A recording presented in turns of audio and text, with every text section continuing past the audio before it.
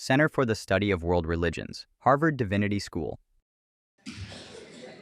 So, we're going to continue with the turn we made during Juliana's talk toward ethics. This panel is entitled Entangled Ethics, Forging a Future with Plants and Fungi. So here we're going to be exploring how practices of gardening, fungal, and mold thinking unsettle dominant notions of care, purity, and control to offer ecologically grounded ways of living with decay and entanglement and multi-species repair. So I will go ahead and invite our first speaker up.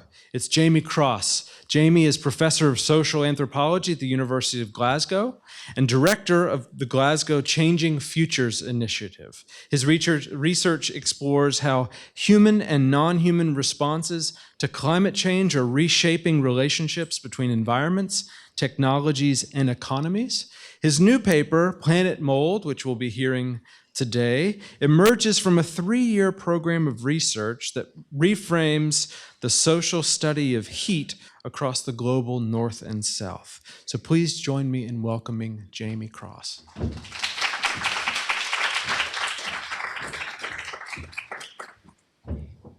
Okay, thank you very much. So I'm a social anthropologist, not a biologist, but like everybody here, I live with molds. Aspergillus molds grow in the coffee grounds I take to my allotment, in the peppers I store in my cupboards, and penicillin molds grow in the leftover dal I keep and forget about in my fridge. I've got Stachybotrys molds growing under my feet in my house, underneath the floorboards, and sometimes in the sealant around my bathroom. Now, as a social anthropologist for most of my career, I haven't really been interested in molds at all. But over the last few years, I've been conducting field work, looking at how people live with, adapt to, and build solutions to extreme weather events, heat waves and flooding that are attributable to rising greenhouse gas emissions. And I've come to understand that mold, as a multicellular filamentous fungi, is everywhere. Not in a biological or ecological sense, so not just as an invisible microbial spore in air, soil, and food, or in a highly visible sense as these filaments or hyphae, but really in a social, cultural, and economic sense as objects of interest and concern around the world. In some places, mold, as someone put it to me yesterday, is having a moment, and we can track that in the development of new techniques for time-lapse photography, like this work by Joel Penner, a Canadian photographer, and in rising interest in mold in cultures of sustainable cooking. We can also track that in popular interest in the role that mold has played in 20th century biomedicine, like this musical about the mold that changed the world, penicillin. But outside of mycology and biology, outside of discussions about antibiotics, cheese making, and niche probiotic cooking, that is in most of everyday social life, most people don't really think about mold as part of a fungal ecology. Instead, I'd argue that for most people, mold is really important as an indicator of something else: damp, humidity, degradation, danger, disease, insecurity, poverty, inequality, even opportunity. In fact, mold is what linguists might call a sign or a signifier, an index. And I'd argue today that from vegetable markets in South India to low-cost housing in Glasgow, mold is more than anything else a really powerful index of planetary climate change. Now, by contrast with yeasts and mushrooms, mold is pretty much absent from writing and theorizing about more than human life in the social sciences and humanities. And I've begun to find that really strange, not least given how much of our work and how many of our sources sit going moldy in libraries. Take the Harvard Divinity School library just next door. I went to speak to librarians there just yesterday, and they told me that mold is something they're constantly fighting against. In the main storage spaces just downstairs, there are humidity monitors every 5 shelves. These are designed to keep in check the fungal-mediated biodeterioration of books, manuscripts, journals, as well as the shelves that contain them. It's a challenge, particularly as storms and rains increase the risk of leaks into library buildings. And you'll be pleased to hear it's not just Harvard. A recent survey published in Reviews of Microbiology and Molecular Biology found molds present in air samples, as well as on dust and book surfaces in libraries from Portugal to Iraq, from Egypt to Slovakia. And the presence of these species risks not just the degradation of the archive, but also the health of librarians and patrons. The problem, though, of opportunistic molds has been good for opportunistic entrepreneurs. Over the past 20 years, library molds have provided the justification for the world's biggest technology companies to scan written materials. These digital archives have been used to train the large language models that are today transforming our societies and economies, and also massively increasing the consumption of energy and water in the context of a climate emergency. So when I asked ChatGPT at the weekend if that meant it was actually born from molds, the AI told me that was quite a poetic explanation, but it was actually more correct to say that it had been born from the impulse to resist mold. Now, molds are really important for thinking about, I'd argue, precisely because they materialize relationships between ecology and economy, anxiety and hope. And for me, more than any other genus across global contexts, today our lives are entangled, perhaps more than ever before, in the some 300 species of the genus Aspergillus, molds that are linked to a range of negative health conditions, from asthma to sick building syndrome, and in immunocompromised individuals, an invasive lung disease, aspergillosis. Now, these molds have some unique biological characteristics, but it's in their metabolic capacities that they appear at different scales, from the local to the global, and we can encounter them across different domains of business, science, and policy that are sometimes considered separately. Aspergillus molds can metabolize an extraordinarily diverse range of substrates. They can turn any organic compound, from carbohydrates and proteins to plant matter, paper and wood, to hydrocarbons and thermoplastics, into energy. And they can absorb inorganic compounds, from iron and copper to zinc and manganese, into their basic biological functions. As they do so, they produce secondary metabolites that can be pathogenic to plants and humans, but also valuable to medicine and industry. So how are we supposed to represent that metabolic capacity? Well, how we do so is really deeply social and political, reflecting cultural attitudes and interests that are changing over time. The work of anthropologists and geographers like Heather Paxton and Jamie Lorimer offer really important frameworks for tracking those changes. On the one hand, for example, Aspergillus molds have been culturally constructed as potentially harmful, demanding interventions aimed at controlling, sterilizing, eliminating them. That's what Heather Paxton calls a Pasteurian paradigm, or what Jamie Lorimer calls being antibiotic. But on the other hand, Aspergillus molds are constructed as potentially beneficial, essential components of our complex ecosystems. And that's what Paxton might call a post-Pasteurian paradigm, or Jamie Lorimer might refer to as being probiotic. Now, that kind of work has a really deep ecological commitment, but I'd argue that they don't really always capture the critical imperative that we find in different kinds of traditions, like the work of Kohei Sato and Nancy Fraser that draw from a more Marxist tradition, that really emphasize how metabolic processes connect humans and non-humans in extractive and destructive economies that generate waste.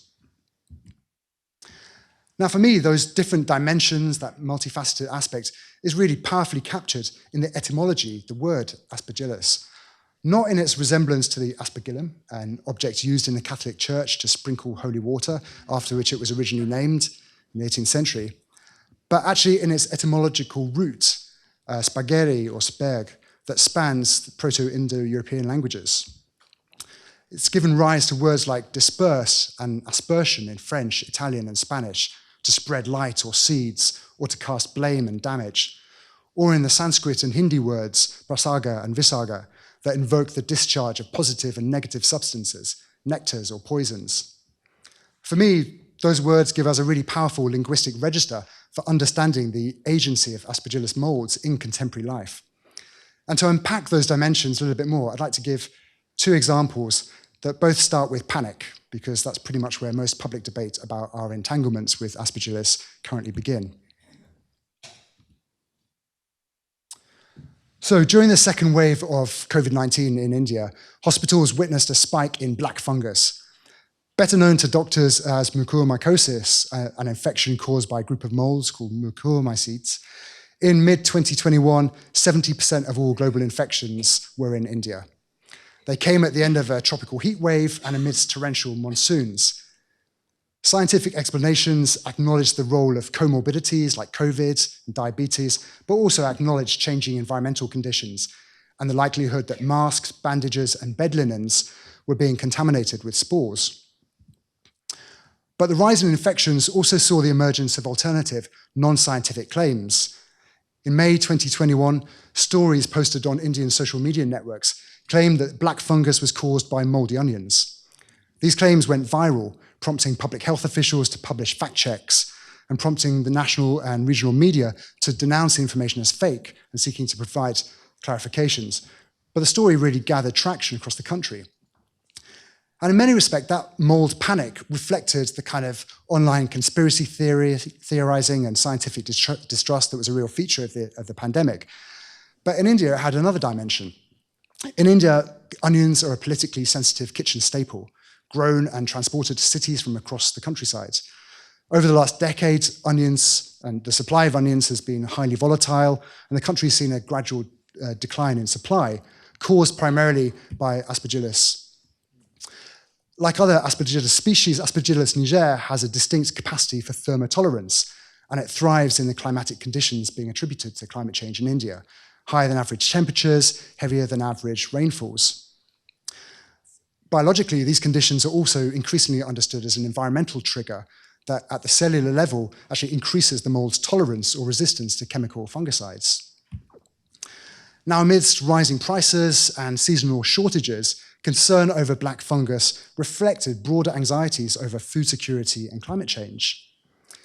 Onions are valued in South Asian culinary traditions, not just for taste, but also for their natural cooling properties that give them an essential role in regulating human temperatures. Below the public anxiety about black mold lay another concern about the reliability and resilience of things that would actually keep people cool and healthy in the context of a warming world. But those problems were also creating opportunities and new markets for technical solutions. According to the IKEA Foundation, India loses about $14 billion a year of crops each year to mold. And that's presented as an opportunity with markets for refrigerated cold chain infrastructures, from packhouses to trucks, that can keep vegetables fresh, worth the projected $19 billion by the end of this decade. Cold chains for vegetables are also mold chains. They're designed with a single purpose of suppressing microbial growth and curtailing degradation to maintain the quality and shelf life of perishable food. Now, new innovations in cold chain storage try and do that more efficiently and effectively than ever before and are attracting extraordinary finance from governments and investment firms. So we can see a whole range of different innovations across the country. Now, biopanics about Aspergillus are not particular or peculiar to South Asia. According to the UK government, at least a third of the UK's building stock has a mold problem. Over the last 150 years, changes in interior decoration and building technologies have created a whole range of new interior substrates in British homes. Shifts from non-porous plaster made from lime and clay towards the use of water-absorbing wallpaper, oil-based paints and plasterboard have created these perfect interior surfaces. And that's not just limited to old buildings. New buildings that have mechanical heating and cooling systems, as well as double glazing, mean that many new homes have little airflow through them, creating indoor atmospheres with really high humidity. Public concern with Aspergillus has a long history.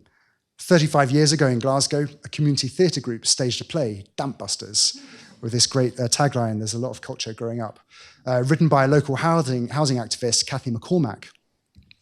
In a powerful example of the emergence of specific molds genera into public consciousness, in the heart of the play was this imagined domestic scene between a penicillin mold and an Aspergillus mold, reunited in the sitting room after one of them had been in a cupboard.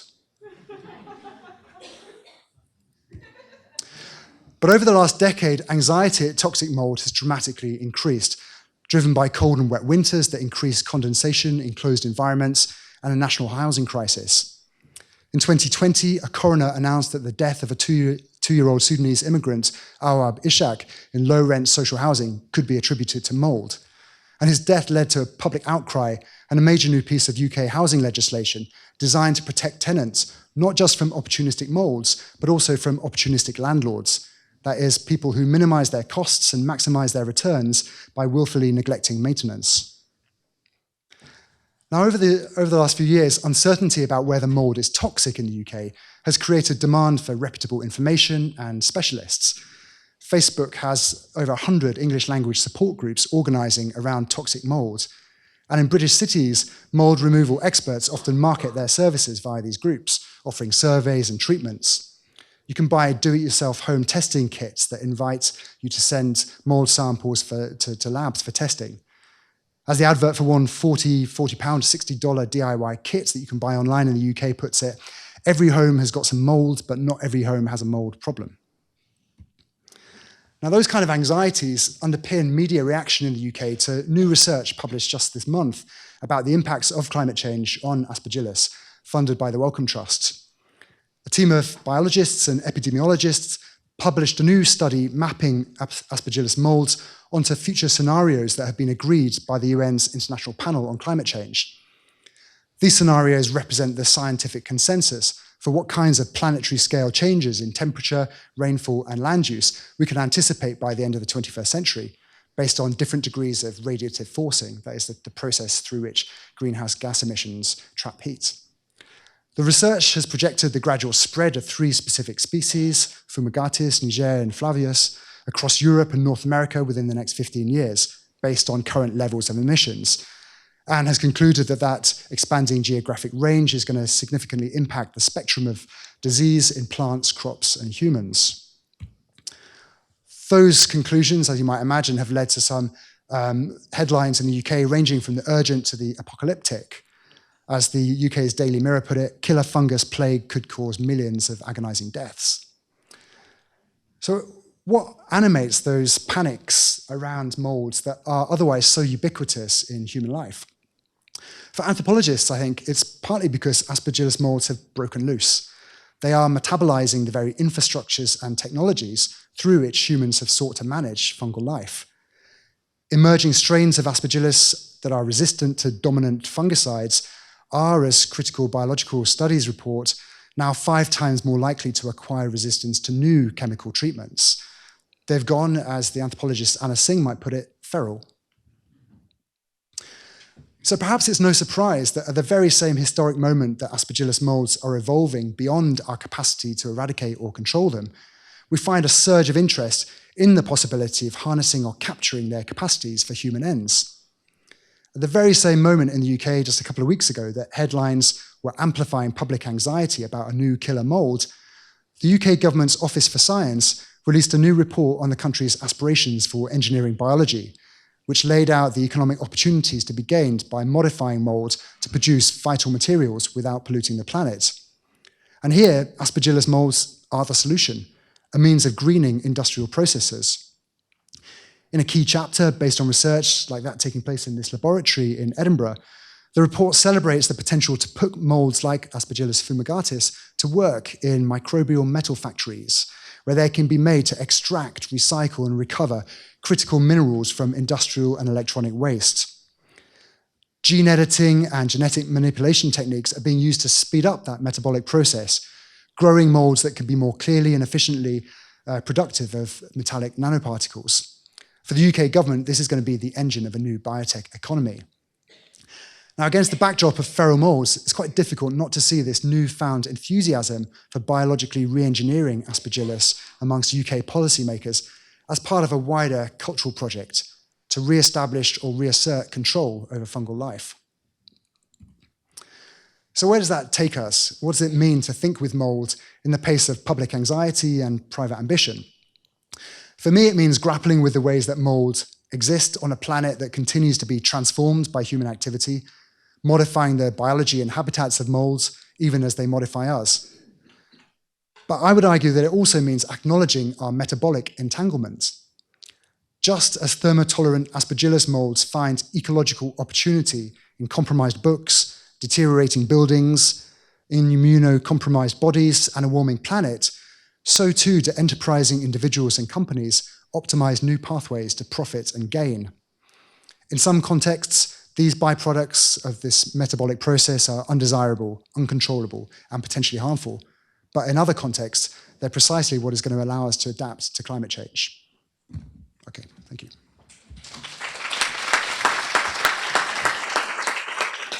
Our next speaker is Rebecca McMackin. Rebecca is a self-described ecologically obsessed horticulturalist and garden designer. She's a former Loeb Fellow here at Harvard and was director of horticulture at the Brooklyn Bridge Park, a lovely spot if you've ever been. Currently, Rebecca is Arboretum Curator at Woodlawn Cemetery in the Bronx. Her work has been published by and featured in the New York Times, the Landscape Institute, and on NPR and PBS, among other outlets. She's also served as a program associate of our very own Thinking with Plants and Fungi research initiative here at the Center for the Study of World Religions. Her paper is entitled Ecological Horticulture for the Masses, ! Growing a Gardening Movement. So please join me in welcoming Rebecca. Thank you. Thank you. Good morning, everyone. There is a winterberry holly outside of my window. And last December, when the leaves had fallen to reveal fruits so red they looked like plastic, a flock of cedar waxwings descended on the shrub and stripped it in a day. The birds knew what they were doing, throwing their heads back and gulping down berries 2 at a time. They're familiars. The birds and the hollies go back thousands of years, from when the shrubs first offered their seeds up for dispersal, wrapped in irresistibly bright fruits. Waxwings were just one of the bird species who selected that crimson red and shaped the nutrient profile of those fruits over millennia, tailoring them to their tastes and nutritional needs. The birds and the hollies are entangled in an ecological community, along with the small carpenter bees who pollinate the flowers and the spring azure caterpillars who eat the leaves. My job, and the work of all ecological gardeners, is to keep these communities together. Much of that work revolves around planting plants that evolved on the land where we're working. We call them native plants. And as simple as it might seem to support organisms who are often struggling through these tumultuous times, that work, the approach and terminology, is rife with drama, and rightfully so. Some people misunderstand the work of planting native plants as an attempt to return to a romanticized Edenic past, a Sisyphean erasure of history striving for ecological purity. But this is simply not the case. We are pragmatists, facing the reality of centuries of ecological damage and doing what we can to support what is left. We're working towards a verdant and biodiverse future, one in which the non-human members of our communities can not only survive, but flourish. Last fall, a gardener at Brooklyn Bridge Park planted the bulblets of a small pink flower called Spring Beauty. His hope was to reintegrate this charming wildflower into a post-industrial public park that sees more than 5 million visitors each year. In April, the flowers bloomed for the very first time. And immediately, every patch was visited by the Spring Beauty mining bee, a tiny, adorable specialist bee who can only feed their babies the pink pollen from this one spring ephemeral. And somehow they found it amidst buildings, highways, and the East River in the middle of the largest city in the country. This population is currently the only known occurrence of the Spring Beauty bee in Brooklyn, and they were just missing their flowers. Ecological gardening is a practice that entangles people within these communities and encourages us to embrace our roles as caretakers of the land. We interrogate traditional horticulture practices and develop techniques to support wildlife of the various biomes and ecoregions in which we work. And to do that, we look for ways to let natural processes play out within ornamental landscapes, from urban parks to farms to suburban lawns. For example, there's been a very successful campaign over the last decade to leave the leaves. As it goes, we say that they're literally called leaves. We should leave them. It's a cute slogan for doing absolutely nothing, letting the leaves fall from trees and lay where they land. But the impact of that practice cannot be overstated. The latest numbers on the ongoing biodiversity crisis put it all into perspective. Butterfly species in the United States have diminished 22% in just the last 20 years, while overall insect populations have declined 45%, nearly by half in the last 40. Insects continue to decline at a rate of 1 to 2% per year, but abundant species, those who we think of as relatively common, are declining at 8% per year. Those are the insects who feed the birds, 30% of whom have disappeared since the 1970s. As comforting as it might be for some that these crashing populations might leave us saddened but otherwise unaffected, the biodiversity crisis also threatens our way of life. 1 in every 3 bites of food that you eat is the direct result of insect population, and already 500,000 people die every year due to decreased food from decreased pollination. Agriculture, climate change, insecticides, imperialism, colonialism, and extractivism, objectifying views of the earth, all of these are driving these numbers. And as terrifying, massive, and impenetrable as these systems are, putting down our rakes and leaf blowers is a direct and impactful way to support these animals and begin to cultivate the world we want for ourselves and others, and I am not even kidding. Plants and animals who have a disproportionately outsized effect on their environment are referred to as keystone species. Oak trees, beavers, and jaguars support and define entire systems. Oaks are the host plant for over 500 species of moths and butterflies, the caterpillars of whom feed nearly all North American songbirds. Chickadees can feed their young 570 caterpillars a day, so as insects decline, so do they. After a butterfly lays her eggs on an oak leaf, and the caterpillar emerges to feed, nearly every species at some point drops to the ground to pupate or overwinter. If you've ever seen an inchworm hanging by an invisible silken thread, that little moth is on her way down to the ground. And when those caterpillars land on turf grass or a pile of mulch, their lives are easily cut short. The leaf layer provides them with shelter, insulation, and a whole neighborhood of bumblebees and lightning bugs who also live there. A study out of Maryland this spring found that removing leaves from a landscape reduces butterflies and moths by 40%. The leaves also help the trees themselves, who are not, in fact, throwing their leaves away in the fall, but carefully placing them over their root systems where they break down, creating the soils that the trees want to live in. All plants use their leaves, twigs, and roots to terraform the earth in ways that benefit us as well.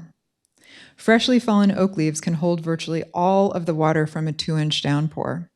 And as they break down, the resulting humus turns soil into a sponge, incorporating organic matter and soaking in moisture. The soils of landscapes where leaves have been left hold 32% more carbon than those in which they were removed. That leaves are ever removed from land as a fundamental misunderstanding of the ground itself, which is not a thing or a place so much as a constant process of creation, digesting, cycling, and building life.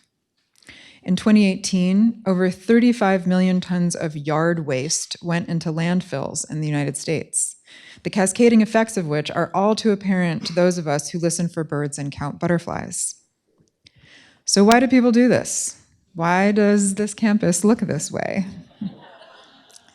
Many people think to care for land is to tidy it, to clear the wildness away as if it were a living room. That impulse is often rooted in fear of the opinions of neighbors, to be sure, but also of snakes and ticks, as well as the unknown land a recent European settler would have been met with hundreds of years ago. Carving out a tiny fenced space to grow familiar foods and flowers became an integral part of land theft, putting land to use as settlers imported birds, bees, and crops, tilling up and planting over existing ecological systems cultivated by indigenous peoples. European and settler gardens were a cultivated showcase of global imports, an authoritarian cultural display as much as a botanical one. Front yards were soon Americanized, industrialized, and metastasized into the 40 million acres of chemically soaked turf that blankets this country today. Even the prettiest wildflowers, like violets and phloxes, are sprayed away so that this crew cut of an homage to perpetual control could dominate. But it all falls apart when you stop maintaining it. Leaves will smother turfgrass quickly and allow for seeds asleep in the soil to emerge and grow. Gardens are sanctuaries, a respite from whatever is overwhelming the rest of the world. As land has been mown and paved, a softer, naturalistic aesthetic has come into fashion. Grassy matrices and dynamic landscapes that allow for plant movement, growth, and even death grace the covers of magazines and museum entrances the world over. And that makes space for leaving leaves, dead hedges, stem stubble, soft landings, and all of the many techniques we ecological gardeners develop to incorporate habitat into managed and ornamental land.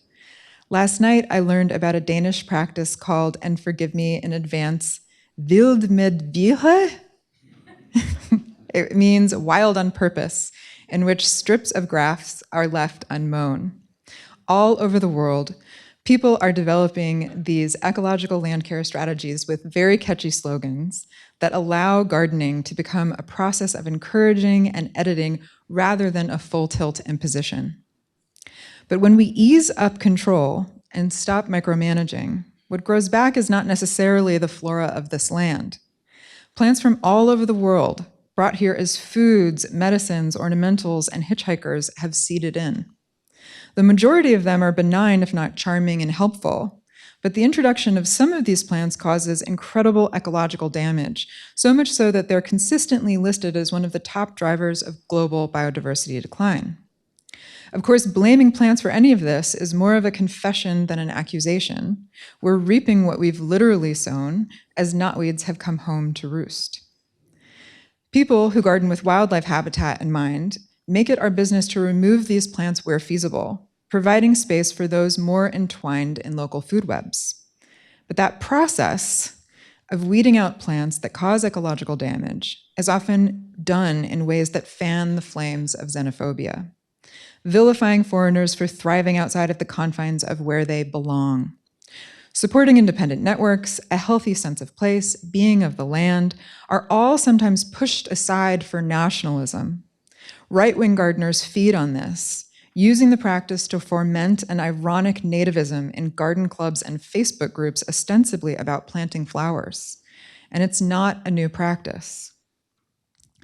Fascist German landscape architects of the Third Reich vilified rhododendrons and weaponized the concept of native plants to rationalize their own superiority, literally weeding out labeled invasive people.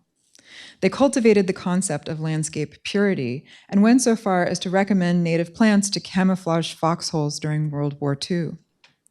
Mussolini also flirted with a native plant movement, shaping and taming nature while ordering peasants to return to the land only to starve and kill many of them. The colonial history of the United States makes any claim to nativism by settlers and their descendants fundamentally hypocritical. But that never hindered conservation movements from forcing indigenous people out of national parks to keep those landscapes pristine. John Muir, Teddy Roosevelt, and Aldo Leopold all came to their ecological work from a worldview forged in eugenics and white nationalism. And more recently, an organized effort to spread xenophobia under the guise of overpopulation infiltrated environmental groups and nearly toppled the Sierra Club.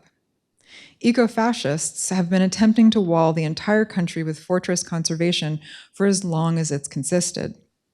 And this history has shaped and arguably given rise to the ecological gardening movement of today.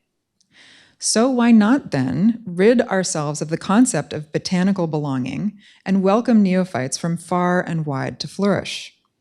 It's simply a matter of support and care for the organisms who evolved here. Garlic mustard, brought to New York in the mid-1800s as food and medicine, quickly spread to both disturbed and intact ecosystems, outcompeting those around them. Their roots emit allelopathic compounds prohibiting the growth of nearby plants and breaking mycorrhizal connections. Two butterflies, the declining mustard white and the rare West Virginia white, mistake garlic mustard for their host plant, preferentially using it to lay their eggs only for them to die there. Purple loosestrife, a European flower imported for its beauty, jumped out to wetlands where it pushed out other plants. But that is not the limit of its impact. Pollinators love those purple flowers more than we do. They love them so much that they love them more than the native plants who rely on those flowers, on those pollinators, to pollinate them. A study out of Massachusetts found that when purple loosestrife was mown, seed set and reproduction in local wildflowers improved significantly. Cedar waxwings will gorge themselves on many fruits aside from winterberry. But when they eat those from the Himalayan Nandina, the small amount of cyanide in each berry accumulates to levels capable of killing entire flocks. Research shows that birds who are from Eastern North America strongly prefer fruits from shrubs that are also from here, because the two groups evolved and adapted together and for each other. Birds will also eat berries from plants that have been shown to cause ecological damage, like privet and barberry. But those fruits lack the protein and lipids that birds here have selected for thousands and thousands of years. Cultivating these connections is crucial work for wildlife, plants, and people as well. But when the approach and rhetoric we use vilifies the plants themselves, labeling them invasive, we hide the hand of the various systems, from colonialism to capitalism, behind initial and ongoing environmental damage. These systems need to be named so that we can change them. But still, it's not unusual to hear gardeners talk about going to war against Japanese knotweed. And the United Nations calls these plants alien invaders, which would be rather funny and even kitsch if that same rhetoric were not also being used to deport families right now. At this moment especially, that language is profoundly dangerous. Terms like introduced lack the nefarious connotations of invasive, while also clarifying that the plants themselves didn't choose to come here on their own. Many of them, most in fact, were imported by the horticultural trade, spread and sold for personal profit. But some of these plants arrived as medicines, protected over vast journeys, sewn into the hems of dresses or woven into the hair of enslaved women. They are part of the history of this land now, and while they might need to be removed from certain locations, their importance and uses should be recognized and respected. We can gather garlic mustard for pesto while we pull it. We can weed dandelions and make tea from the leaves. The seeds of Queen Anne's lace are an abortifactant, brought here to manage reproductive health. It would be wise right now to learn these practices. When gardeners and ecologists advocate to eradicate these plants, the goal becomes to erase rather than repair damage, papering over a living history with pretty wildflowers. Nuance is never a popular solution. But the work of supporting ecological communities can and must happen in a decolonial context. If we care about biodiversity, if we want our children to have butterflies and even secure food systems, ecological support is absolutely necessary. Planting native plants is a first step that is far from last. The practice itself of cultivating butterflies and encouraging ancient connections leads naturally down a path towards an awareness of the interconnectedness of all things. When we plant asters and then watch an actual cloud of pearly everlasting butterflies flit over our gardens as a direct result, it fosters both agency and belonging. This is critical work for ecological diversity, but so important for people as well. I recently told the story of planting a small silver plant, pearly everlasting, during a TED Talk. And I relayed how, when opening the boxes, American lady butterflies seemed to materialize out of thin air and flock to the tiny leaves to lay their eggs. We had to brush the butterflies off the plants just to get them in the ground. Over the following months, I received countless emails from people who had planted pearly everlasting, attracting the butterfly, and had suddenly realized their role as caretakers within their ecological communities. They were overjoyed, empowered, and shouting it from the rooftops. So many people are currently immobilized with climate grief, disillusioned with political representation, and seeking meaningful and impactful ways to bring about a healthy world for future generations. Ecological gardening disrupts the myth of environmental isolation, reconnecting us to the earth physically, shaking us out of chronological time and reorienting us towards cyclical patterns. It's a revelation for many that they need not necessarily be a blight upon the land, as we are led to believe, but are capable of helping, planting flowers and befriending birds. These small acts are a generous and gentle activism based on community and repair. They cultivate awareness and empathy, blossoming through the alienation we are fed every day. I see ecological gardening as the prettiest form of direct action possible. This is deep and transformative work grounded in hope. So it makes sense that a full third of Americans have planted native plants specifically to help wildlife. And we have the land to make a real impact. Private American yards make up an area the size of 3 Texases, while public parks and gardens add to that substantially. Even people without access to land have a role to play. Research out of Chicago last year found that pots of milkweed on a city roof attract and support monarch butterflies as well. Cedar waxwings are named for the scarlet tips of their forewings that reminded someone ages ago of red sealing wax. The red color is not assured by birth, it's environmental, sequestered from the carotenoids found in red winterberry fruits, among others. They're fundamentally entangled in their environments, and I don't need to tell you that we are as well. We are part of these systems, whether we're building connections or tearing them apart. This type of gardening heals something deep within us. During times of upheaval and fear, people turn towards connection, returning to places and practices that ground them.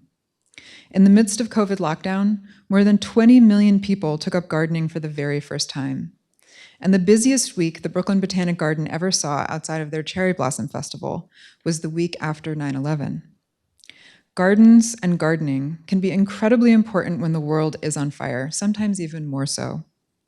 As dangerous and unstable as these times are, they provide us with opportunities to shake up and redefine the ways we live in collaboration with each other and the land itself. Thank you.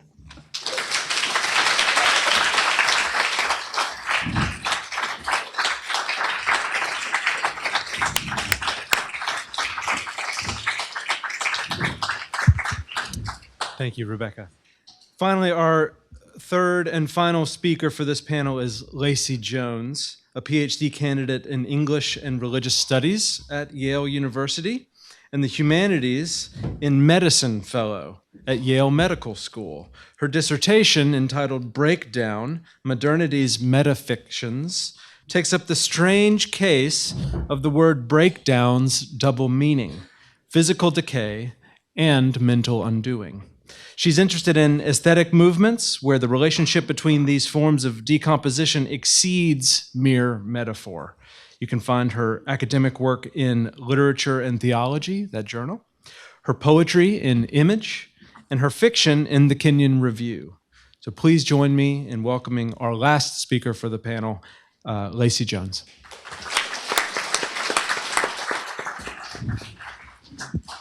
Thanks.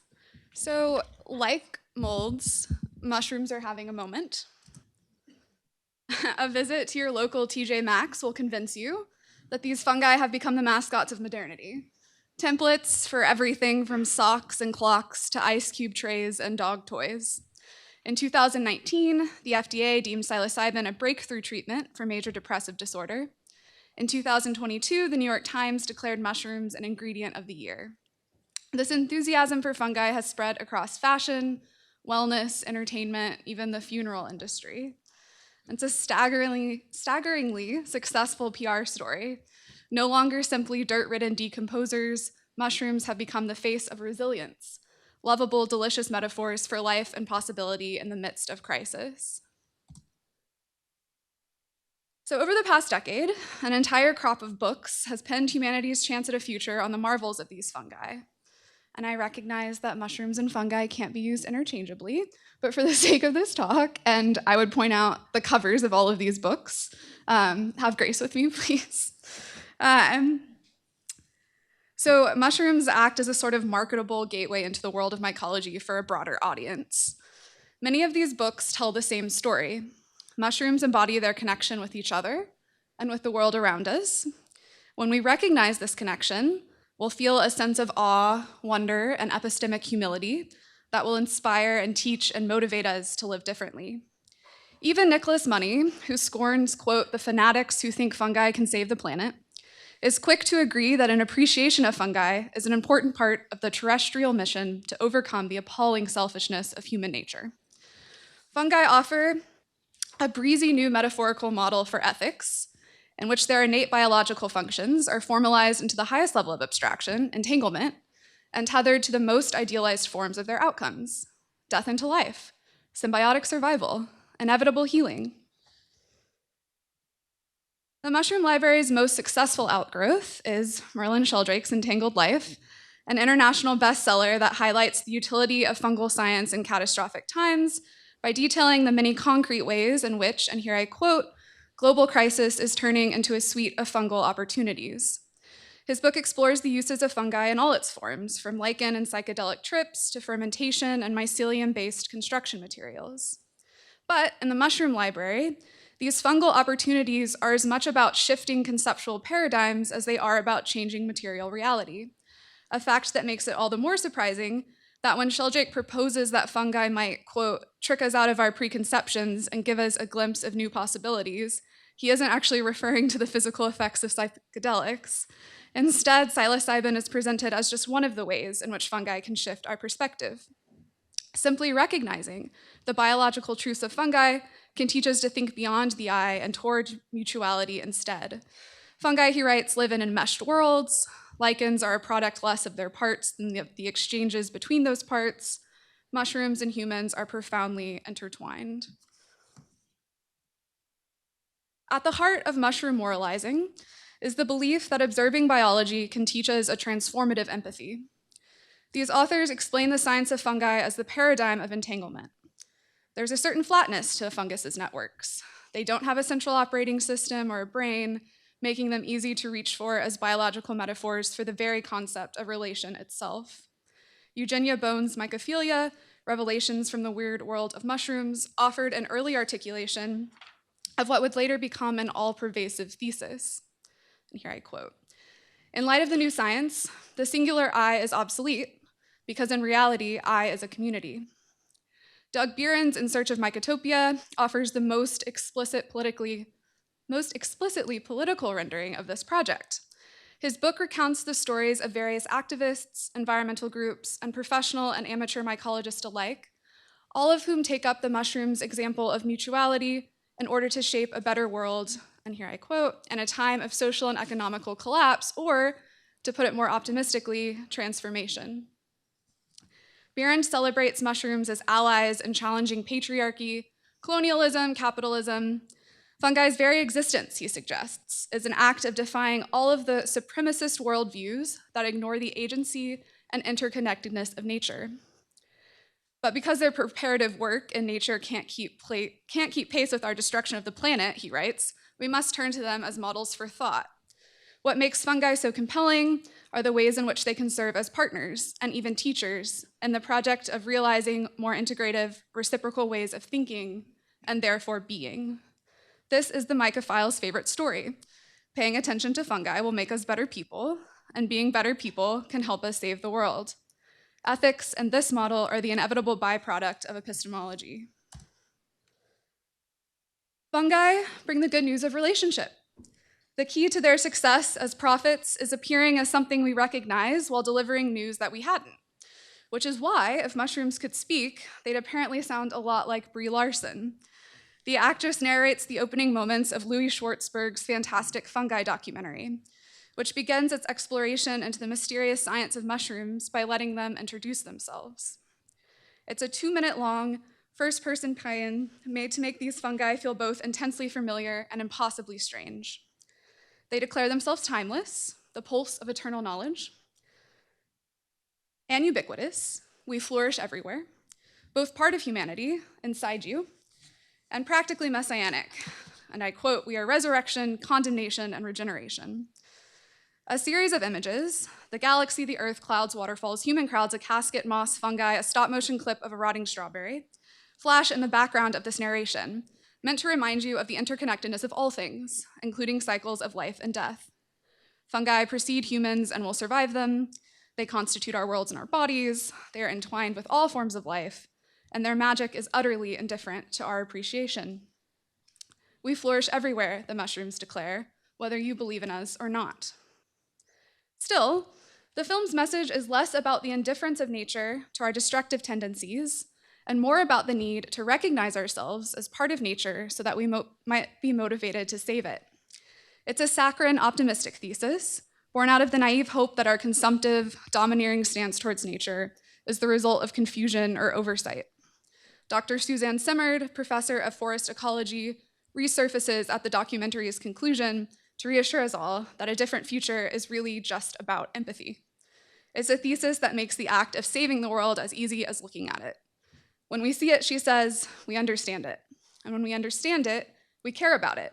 And when we care about it, we'll do something to help save it. But this empathy isn't just about recognition and understanding. It's also about retaining a sense of awe. Part of what mushroom writers like Sheldrake and Bieran want to preserve is the sense of something that escapes us. Despite their nearness, Sheldrake writes, fungi are so mystifying, their possibilities so other. To really understand means being amazed and confused by their entangled lives. Caring about mushrooms requires the distance and intimacy of wonder. So, perhaps it's not surprising then that at the center of so many mushroom books are iterations of the same anxiety about anthropocentrism. On the one hand, as Keith Seifert's The Hidden Kingdom of Fungi suggests, there's a real reductiveness in the animal chauvinism, his phrase, not mine, of reading mushrooms as automatons that respond to their worlds via pre-programmed instinct. On the other hand, the books continue, if we try to understand mushrooms as our moral and spiritual peers, maybe we're just projecting the human onto them. Michael Hathaway's What a Mushroom Lives For suggests mushrooms should be read on their own terms, as diverse and superlative beings. But how are we to go about this? How exactly are we to think about things that are different from us in ways besides comparison? And our authors offer method itself as an answer, knowing mushrooms the way that mushrooms themselves know. I never behave more like a fungus than when I'm investigating them, Sheldrake asserts. Anna Singh compares the chapters of her book, The Mushroom at the End of the World, to the flushes of mushrooms that come up after the rain, erupting from a larger undergrowth of connections. My experiment and form, she writes, and my argument follow each other. The hinge of the mushroom metaphor is ostensibly something we can't impose on fungi because it is something we innately share with fungi, an existence of relation. Entanglement, unlike progress narratives, is natural, a foundational unit of life that we are not responsible for imposing, but can respond to instead. The uncontrolled lives of mushrooms are a gift and a guide, writes Singh, for nothing other than our own entangled lives. Mushrooms share with us the fact of mutuality. Mutuality is the necessary premise of metaphor. Because the hinge of the method mushroom metaphor is relation, mushrooms emerge as a kind of symbol not only of entanglement, but also of noticing, recognition, and attunement, as a specific non-anthropocentric method for thinking, seeing, and acting. Singh makes her turn to mycorrhizic multiplicities in order to, as she puts it, explore the terrain anthropo refuses to acknowledge. To think with mushrooms means thinking like them. So I'll pause here briefly to note two things. First, to underscore that one of the things I find so interesting about this genre is how little the idea of thinking like mushrooms or with mushrooms has had to do with psilocybin, which actually is something that might be said to make that metaphor literal, but we can talk about that later. And secondly, I want to stress how neatly these mushroom theories slot into what Mary Jane Rubenstein calls parascientific theories, loosely assembled under the category of theories of immanence or of post or non-human studies, including ecofeminisms and new materialisms. And they also fall under what Anna Kornbluh less charitably refers to as, quote, the distributed interconnectedness of entanglement theory, promulgating the fantasy that epistemic preferences will redress ecocide. And this paper comes from a larger chapter about the false promise of this fantasy. So you're getting the condensed version today, which I apologize for. But what I want to stress here in this moment, by turning to all of these discourses, is how easy it is to parade the essentializing work of naturalization under the banner of inspiration, and to allow the thrill of transformation to serve as an alibi for reinscription. Singh's enthusiasm for the complex ecological overlaps between human and mushroom offers a clear example of what more avowed new materialists describe as an ontology where beings are multiplicities, assemblages, hybrids, resonance machines, sonority clusters, interactions, complexities, and viscous porosities. A long, florid list of words that means something quite simple. We are the product of our relations, irreducibly composed. This new ontology of entanglement promises a kind of primordial stew of otherwise possibilities brought about by new interrogations of fundamental categories. The organic and inorganic, the living and lifeless, subject and object, all of these classifications come undone, so Jane Bennett declares, at the site of vegetality.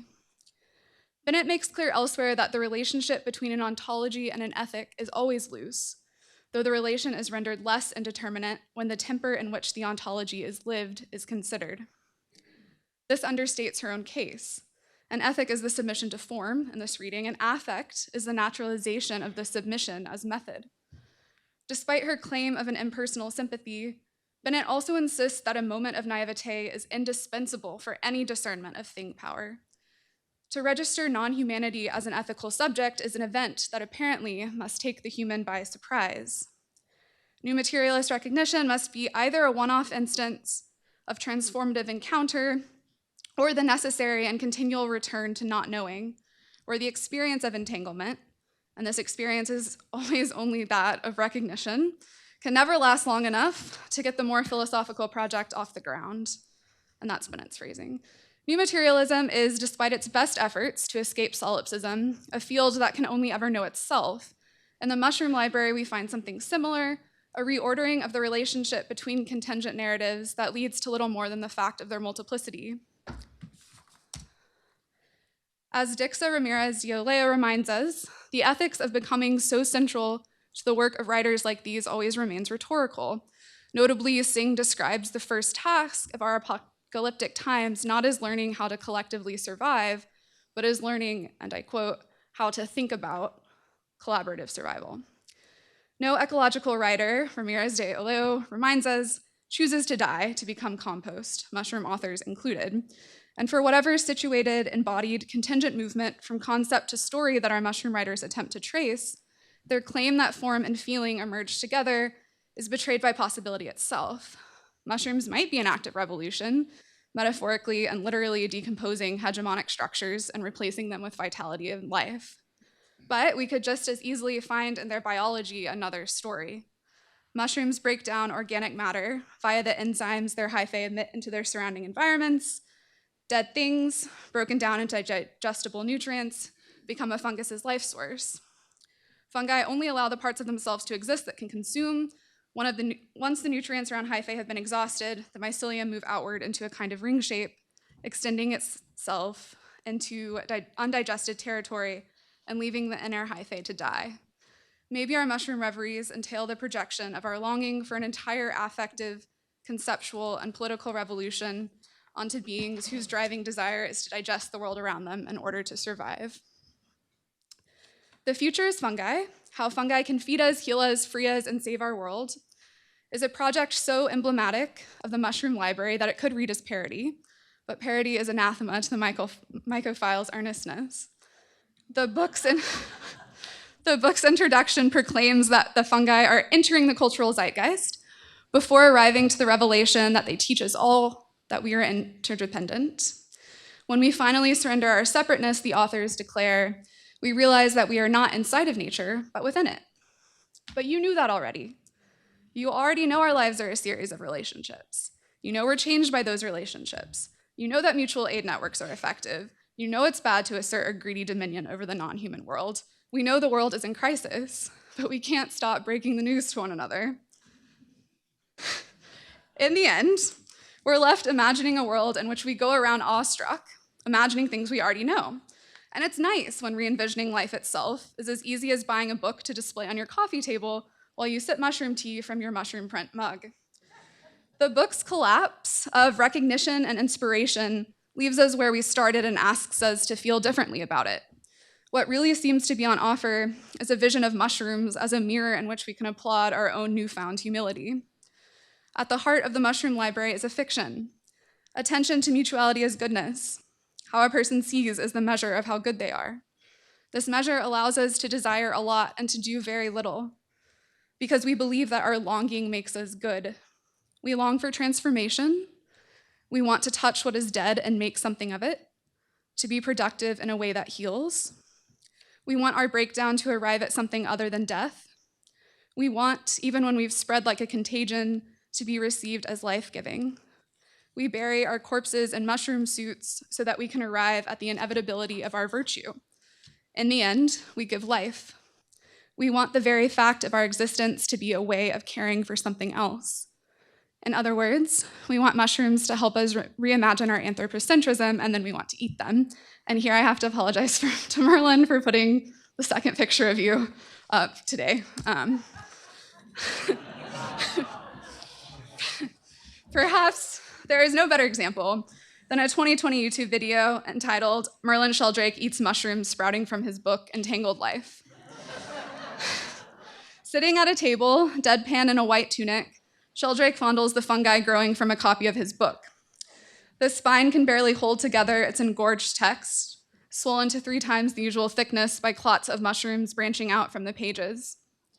How quickly the fungi devoured his writing was flattering at first, Sheldrake says. But then he remembered that oyster mushrooms are mushrooms of indiscriminate taste.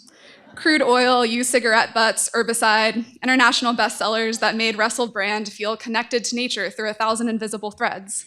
They'll eat anything. But Sheldrake will too. He slices the mushrooms from his pages, throws them into a pan with some garlic and oil, and then literally swallows his words. Thanks.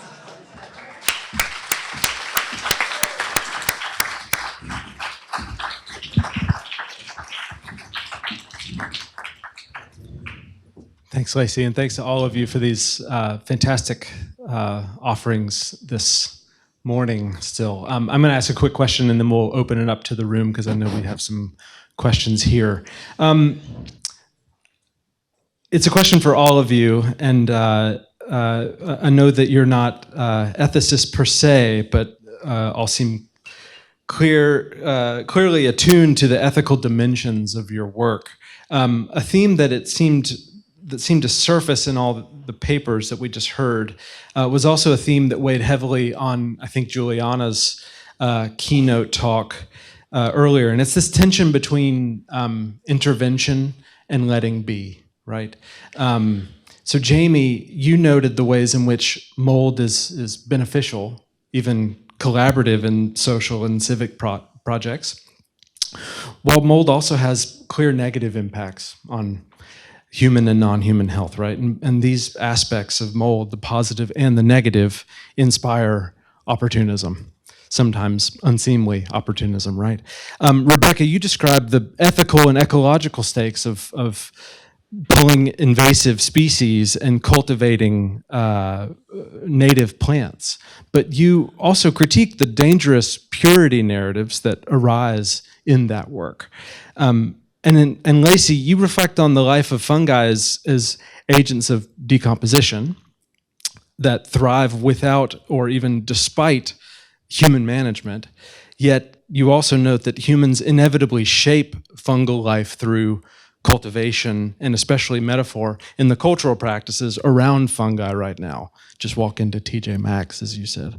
So here's the question. How do we navigate the ethics of ecological intervention, choosing when to step in and when to let natural processes unfold? Or perhaps another way of asking this is, what guides your sense of responsibility or restraint when working with living systems that exceed human control? I'm happy to go. I have a whole bunch of different codes that I try and work with. So and gardening is a lot of killing. Don't believe what anyone's told you. There's weeding and selecting, and you're playing God to a large degree.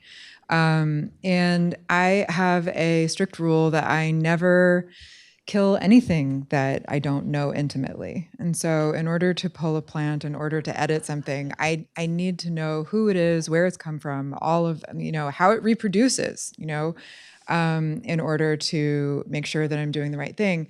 As I alluded to, so much of conservation is a misguided attempt to alter ecosystems in ways that end up being far more ecologically damaging than if they had done nothing, right? And so dumping herbicides and whatnot. And while there is quite a bit of ecological restoration that is done, in my mind, ethically at this point, it certainly hasn't always been that case. And I always try to keep alive that tension and hold it and work knowing these histories, right? Knowing how problematic this work has been last year, this year, this work will be in the future, and just constantly try and do better. Still holding the knowledge that it is important, still understanding that people have always done this work. People have always cared for land. And depending on your definition of gardening, it's a universal human impulse. And so I shy away and really recoil from the idea that we should let things alone. I do not see that as ethical or practical or even human. I just don't see that as how we operate. And it's simply a matter of trying to educate ourselves, work with others, and then pay attention to the effects of the work that we do and see how those communities thrive. I would just add that I think a critic's worst fear is being asked to come up with a constructive alternative, which is why I was delighted to hear Juliana's talk this morning. But this paper comes from a larger project about this turn to the meta that we seem to keep seeing everywhere. So by which I mean, if we read about the practice of reading, or if we historicize history, that somehow gets us to repair or somehow makes things better.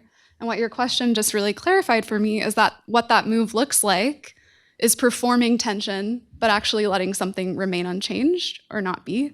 So I think I would just flag that as how I see those dynamics working. Yeah, thanks very much. It's a great question. For me, I don't think there are any answers to that question. Actually, I think that the question itself is at the heart of public political debate. How we navigate through those kind of trade-offs. One example for me that stands out, I think, just at the beginning today, we had. Yeah, can you hear me now? Sorry. At the beginning today, we had a little mold up here that had come from a utility pole. Utility pole is obviously quite important for transmitting electricity. You can find now molds growing inside wind turbines off the coast of the UK. These fantastic new infrastructure projects that are designed to lead us into a low carbon future are also homes to new new ecologies on the inside, humid, salty spaces. So the question of how we manage those infrastructures, how we kind of clean them of non-human species in order that the infrastructures themselves can survive and help us to kind of flourish, is kind of at the heart of all kinds of different questions raised by engineers and politicians. And I don't think there are any kind of straightforward answers. The point is the constant kind of debate about the trade-off. cswr.hds.harvard.edu, copyright 2025, the President and Fellows of Harvard College.